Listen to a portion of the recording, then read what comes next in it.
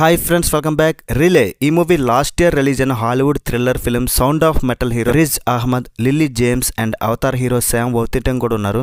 1 hour 40 minutes ఉన్న ఈ మూవీని ఫ్యామిలీతో కలిసి చూడొచ్చు. లైట్ ఎక్స్పోజింగ్ ఉంటుంది, బట్ ఇబ్బంది పెట్టేలా ఏం లేదు, సో పర్లేదు. మరి ఓవరాల్ మూవీ నాకు ఎట్లా అనిపించిందంటే మాత్రం strictly one time watchable. For me it's an average film భయ్య.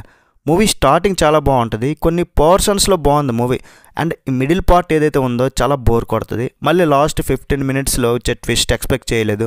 ఆ క్లైమాక్స్ పార్ట్ బాగా తీశారు. యాక్షన్ ఏం లేదు, చేసి లాంటిది పెట్టారు, అంతకు మించి మూవీలో యాక్షన్ లేదు. యాక్షన్ కోరుకున్న ఆడియన్స్ అయితే డిసప్పాయింట్ అవుతారు. ఇది drama based thriller. Facing issues చాలా ఉన్నాయి, చాలా స్లో పేసింగ్ ఉంటుంది. హాలీవుడ్ మూవీస్ అట్లానే ఉంటాయి అనుకోండి, బట్ ఇది మాత్రం చాలా స్లోగా ఉంది. స్లో బర్నింగ్ థ్రిల్లర్ ఇష్టపడేవారు ఒక్కసారి ఏదో ట్రై చేయొచ్చు, కానీ ఎక్కువ ఎక్స్పెక్ట్ చేసినంత ఏం లేదు. అండ్ మూవీకి కూడా హై రేటింగ్స్ ఉన్నాయి, సో నేను ఇంకా ఎక్కువ ఎక్స్పెక్ట్ చేసా, బట్ అంతేం లేదు, ఓకే టైప్లో ఉందన్నమాట. ఈ మూవీలో రిజ్ అహ్మద్ ఒక ప్రపంచ స్థాయి ఫిక్షర్ అనమాట. ఆ క్యారెక్టర్ని పోషిస్తాడు. అతను అవినీతి సంస్థలు మరియు నాశనానికి బెచ్చే వ్యక్తుల మధ్యవర్తిత్వం చేయడంలో ఒక ప్రత్యేకమైన ఒక శిక్షణ కలిగి ఉంటాడు అనమాట. ఒకరోజు లిల్లీ జేమ్స్ నుండి ఒక మెసేజ్ వస్తుంది.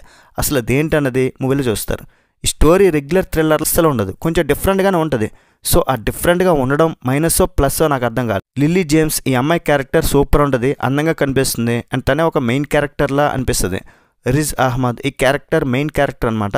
మనం ఈ క్యారెక్టర్కి వచ్చే ట్విస్ట్ ఎక్స్పెక్ట్ చేయలేం. And Avatar hero Sam Worthington ఉన్నా సరే అతను ఒక సపోర్టింగ్ రోల్లో ఉంటాడనమాట. స్టార్టింగ్ బాగుంటుంది అండ్ ఎండింగ్ బాగుంటుంది. ఈ మధ్యలోనే కాస్త అటు ఇటు క్లైమాక్స్ 15 minutes మాత్రం బాగా తీశారు. అదే స్పీడ్ ఫస్ట్ అంతా మెయింటైన్ చేయలేదు. దీనికి తోడు ఎంత బడ్జెట్ పెట్టారో తెలియదు, కానీ అంత ఐడియా లేదు, కానీ టెక్నికల్ క్వాలిటీస్ పర్లేదు అనిపించింది. మరీ హై బడ్జెట్ ఫిల్మ్ అయితే కాదు ఇది.